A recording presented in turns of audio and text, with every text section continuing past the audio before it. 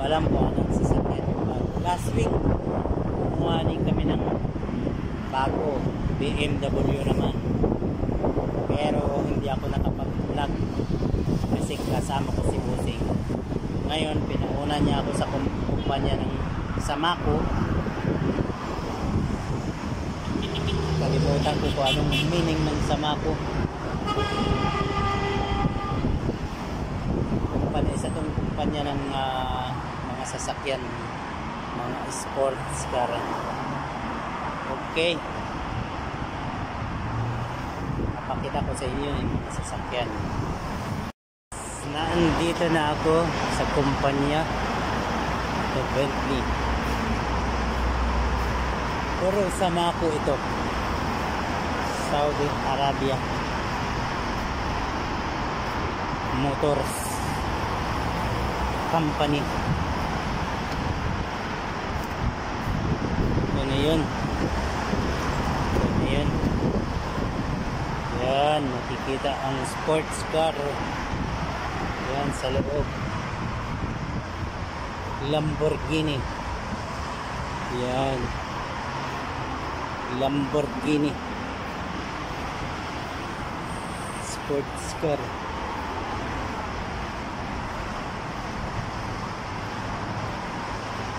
Yan, ganyan. Kasama pa rin sa kanila mga Volkswagen.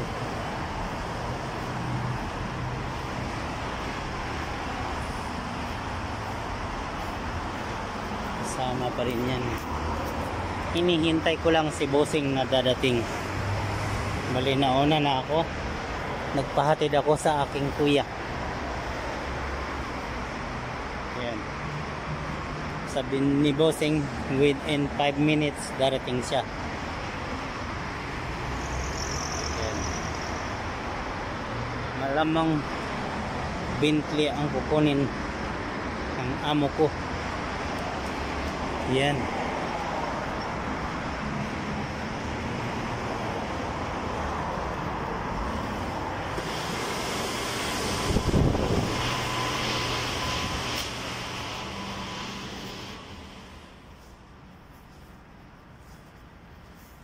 Yan, showroom ng Bentley.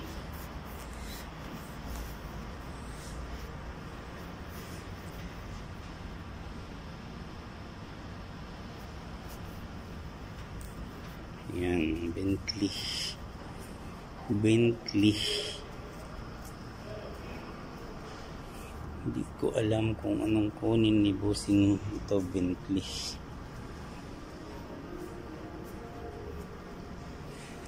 Yan,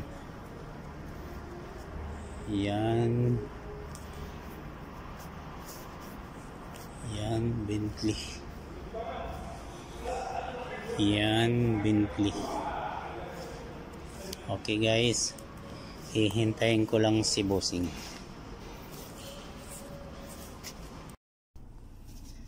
Ayan guys, as usual, paunahin lang ako ni Bossing ng uwi. Siya magdadala ng bagong sasakyan. Ayan, last week ito yung kinuha namin, BMW. Pero hindi ako nakapurma kasi kasama ko siya all the way.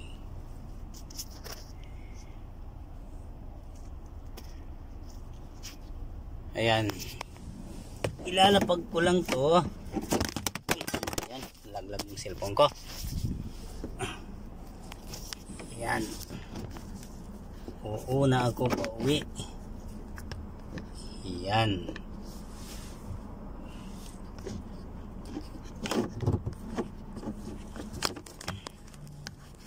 mauna. Ayan, uuna ako pa uwi ng bahay as usual, kasi si Bossing na magdala ng bagong car. Sinsya na, naputol kanina, nalaglag kasi. Ayan, pauwi na ako. Okay, nasa ano pala ako guys, Jeddah, Saudi Arabia, sa Medina Street, sa kumpanya ng Samaco, mga dealer ng mga sports car, mga Volkswagen, Bentley, Rolls-Royce, yan. Sila yung dealer dito sa Jeddah, Saudi Arabia. Ayan. On the way home na ako, guys. Oh, puputulin ko muna saglit kasi may tatawagan pa ako, nakalimutan ko, guys. Excuse muna, may tatawagan ako. May delivery kasi sa bahay, sabi ko 5:30, pero pwede naman tong anong oras, kahit 4 o'clock, 5. Okay guys, stop ko muna. Ayan guys, on my way back home. Ayan, papauwi na ako ng bahay. Ayan, medyo matulin ang aking takbo kasi may delivery sa bahay, walang magbabayad kasi ako ang may hawak ng budget sa bahay. Pati ATM ni Bossing na sa akin para hindi na ako manghihingi araw-araw.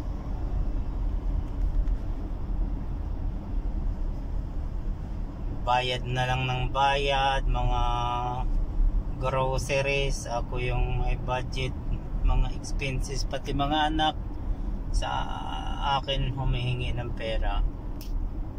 Nililista ko naman para yung tiwala ni Bossing hindi mawawala, hindi yung nawawala na yung laman ng ATM niya tas wala naman akong report. Yun ang masaklap. Kaya lahat ng gastusin, kahit maliit na halaga,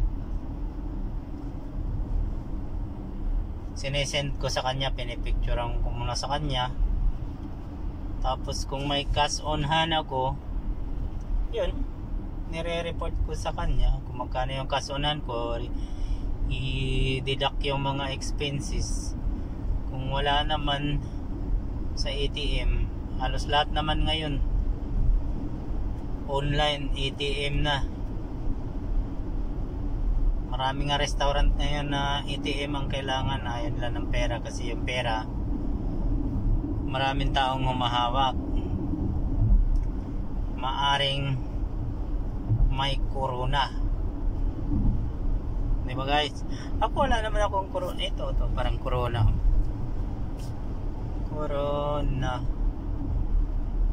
kasi si corona ngayon, grabe, kilalang kilala si corona sa buong mundo. Ngayon guys, malapit ako sa airport. Yan ang karsada sa airport. Yan ang mga flyover papuntang airport. Yan ang airport dyan, malapit. Yan. On my way back home, I'm on my way back home. 100, my God, 100 only speed limit dito sa Madina. Ang bilis kahit pakiramdam mo mabagal, pero sa kilometers per hour matuloy na pala ang takbo. Ayan guys, tingnan mo naman, tumatakbo yung mga halaman sa labas, antulin, pero pakiramdam ko super bagal lang siya, di ba mga silingan?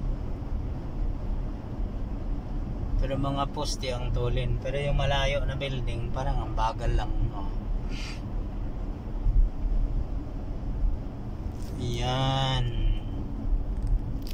Ayan sumusunod ako sa mga sasakyan.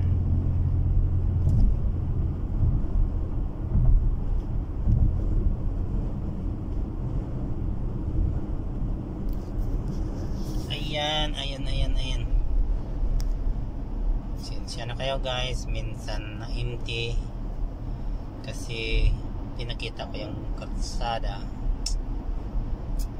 diba?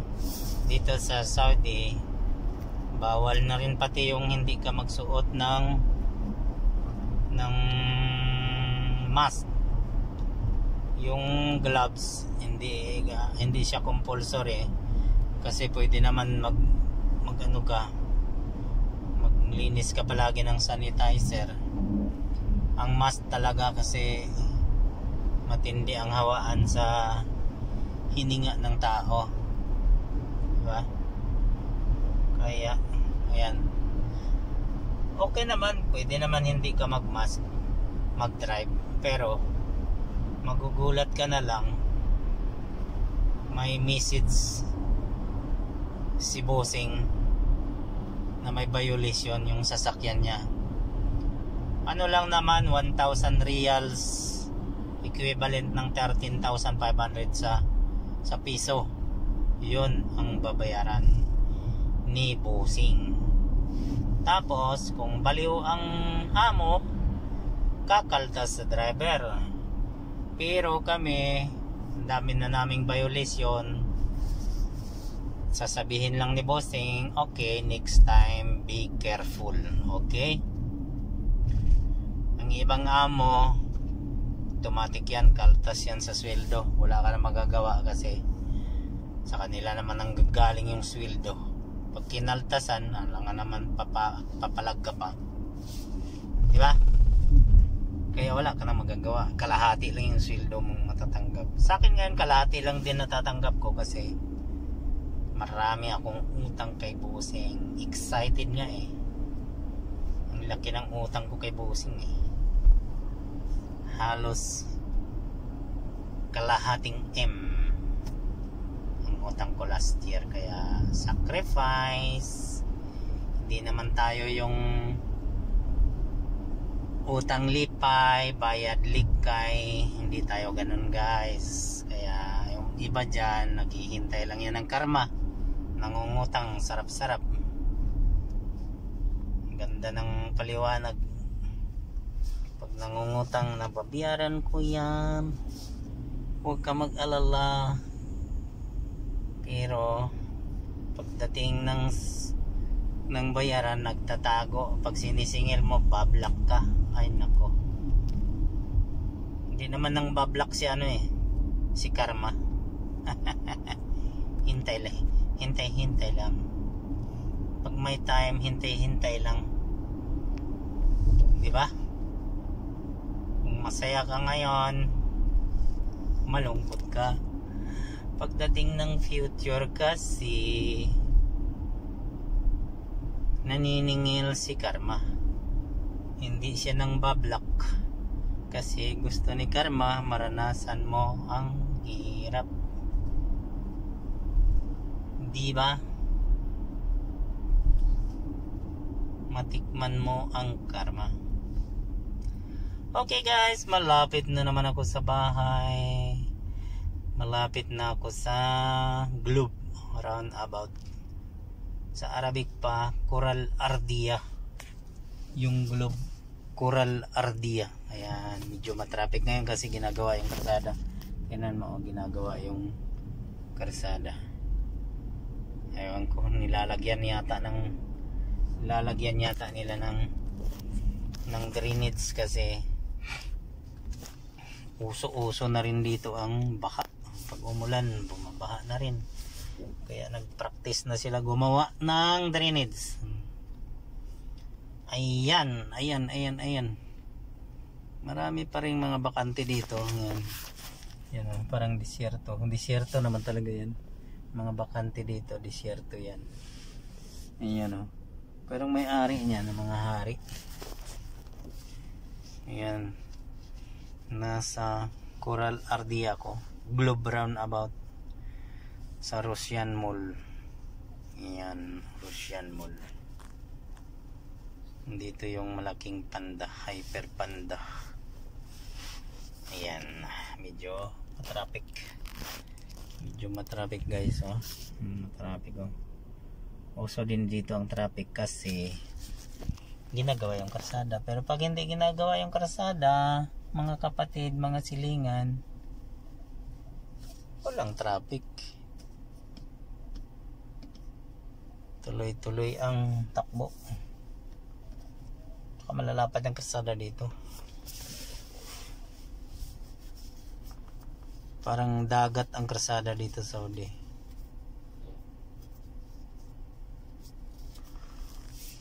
Kaya lang ginagawa kasi, kaya medyo matraffic ngayon. Kabilaan ginagawa, sa kabila din. Ayan, papakita ko yung roundabout na globe ang tinatawag. Guna siya. Guna siya mga kapatid. O, orong-orong na tayo. Gagalaw-galaw na tayo. Ayan. Aray ko po. Inaabot ng red signal. Ayan, may kaibigan akong pulis.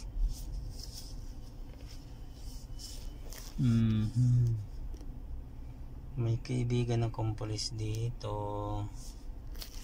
Ayan ang globe. Yan ang globe roundabout. Yan ang globe roundabout. Ayan, kita. Ayan ang Russian Mall. Hindi siguro gaanong mapansin. Malaki yan siya sa loob. Ayan, roundabout na globe. Kilala yan dito sa Jeddah. Tinatawag na Coral Ardia sa Arabic. Yan. Kung mapapansin nyo mga kapatid, mga silingan, ako ang gumanap ng palos. Palos, naalala nyo yung palos na palabas? Cesar Montano yata yun. Ayan o, tingnan mo sombrero niya. Hello. Ganyan lang ang buhay mga kapatid.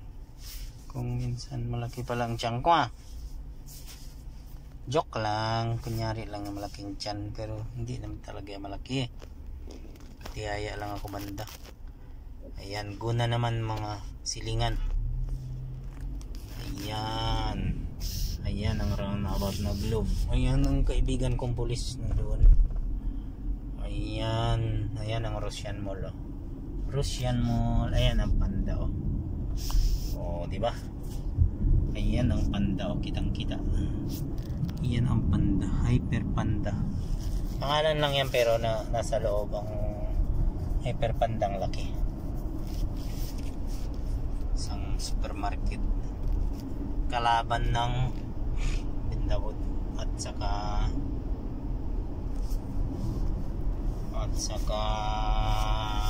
Danube Supermarket. Okay. Ako gay malapit na sa bahay. Patay, merong detektor ng cellphone. Tinago ko muna kasi dito merong detektor ng cellphone. Kapag makita ng camera ng detektor na hawak-hawak mo yung cellphone, automatic yon magkaroon ng violation kay bossing. Ay nako. Tsaka wala kang seatbelt. Ayan, nakikita din yun ng detektor. Tapos speed limit kila 100 lang dito, nakikita din. Nako, ang dami mong dapat na ingatan pag nagmamaneho ka, kasi hindi ka naman hinuhuli, nagpa-flash lang yung camera. Tapos yung mga detektor hindi yung nagpa-flash, yung speed limit lang yung nag-flash. Pero yung mga detektor ng cellphone, seatbelt, hindi yun nalalaman na mayroon ka ng violation. Pero within maybe 5 minutes makatanggap na si bossing ng violation kasi nakikita kasi ng detector yung camera ay yung plate number ng sasakyan. Pag nakita niya yon, automatic malalaman kung sinong may-ari. Kaya si bossing makatanggap ng gayon. Violation. Wala magawa si bossing. Bayad-bayad lang sa mga violation. Tapos kami pagsabihan, be careful, sabi niya. Next time, be careful. Ayan. Ako guys, malapit na. Yan, may mga bahay pang ginagawang ba yan? Yan, may pulis doon. Pinabayaan ko lang, hindi ko pinapansin yung pulis kasi mga pulis dito sa Saudi, kaibigan ko yan. Ito, may naglalakad, jogging. Ayan. Malapit na ako sa bahay. Ayan.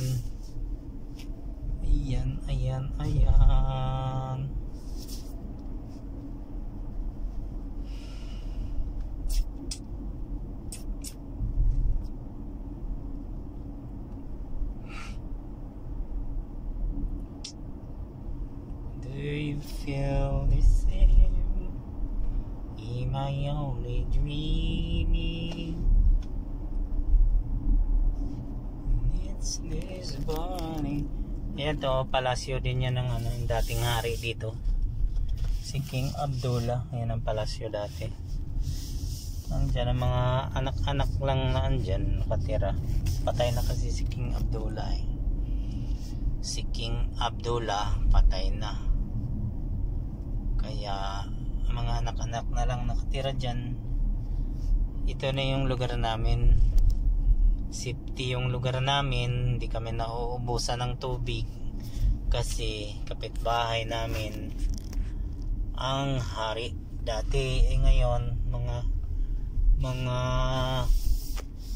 anak-anak na lang na andyan. Hindi naman din po pwedeng pabayaan yung tubig, kaya dito napili ni bossing na bumili ng bahay, bumili ng lote, tapos patayuan ng bahay kasi secured kami dito. Sa ibang lugar pahirapan ang tubig, dito hindi uso brownout, tsaka tubig tuloy-tuloy. Kaya yun, andito na ako sa aming bahay, sa aming palasyo. Yan, palasyo to. Ang aming bahay ay palasyo. Okay, dito na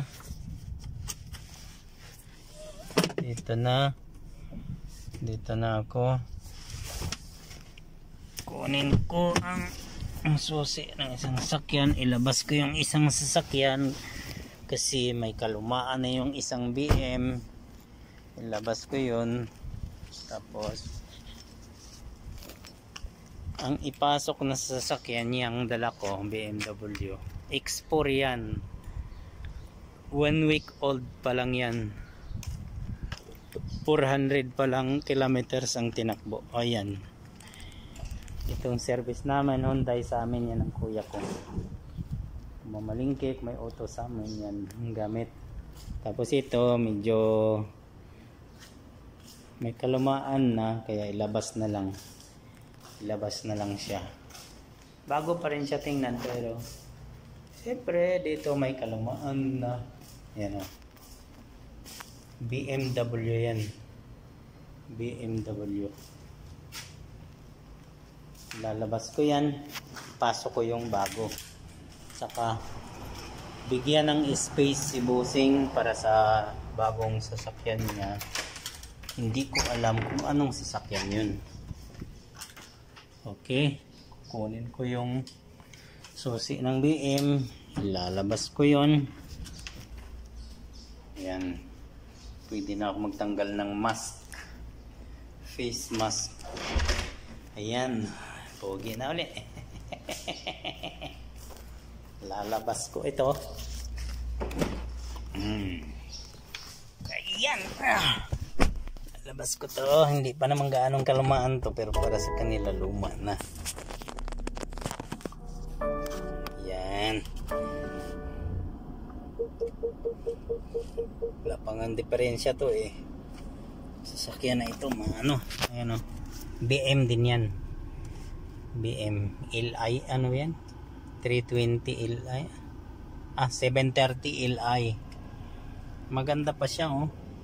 Tingnan mo furniture niya. Ganda. Pero para sa kanila luma na. Wala namang sira to eh mula nung binili. Hindi ang pala sira. Normal na lang yung change oil and filter. Yun lang. Change oil and filter. Yan lang. Hindi yun sira.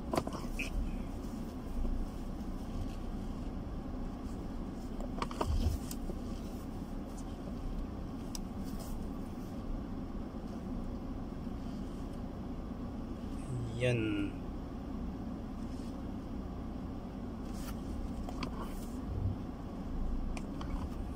Ayan na. Si bossing dumating na din. Bilis pala. Pupos ko muna guys. So, yan. Papasok ko yung minamaneho ko. Papasok ko. Puro BM. Ayan. Nalis ko yung BM. Ipapasok ko yung bago. Yung bago ipapasok ko. Yan.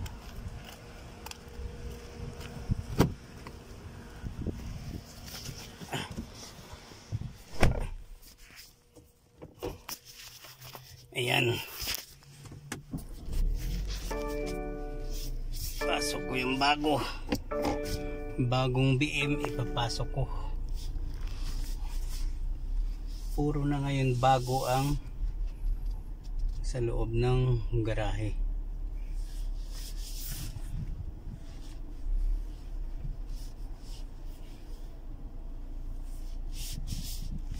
Yan.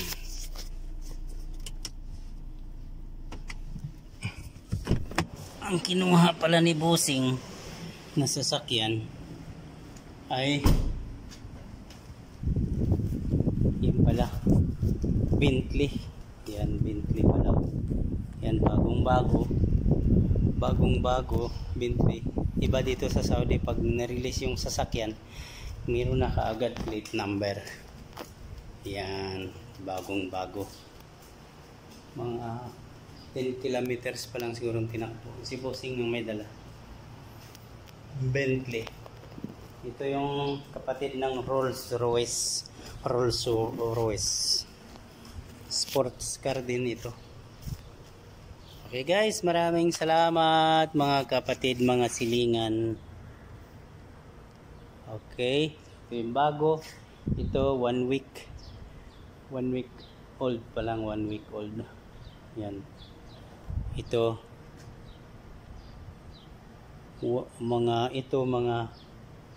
mga 15 minutes old, 1 week old. Ito naman 3 years old yung sa amin, Hyundai. Sa amin yan ang kapatid ko. Itong BM 3 years old. May isa pa dala ng kuya ko, Audi Q7. Okay guys, salamat, maraming salamat sa panood mga kapatid. Yan. Ito bisikleta ni bossing pang exercise. Mapapapunta din yan sa akin. Shimano ang tatak. Ano ba yun? Yan ang tatapos Shimano. Okay. Bye bye.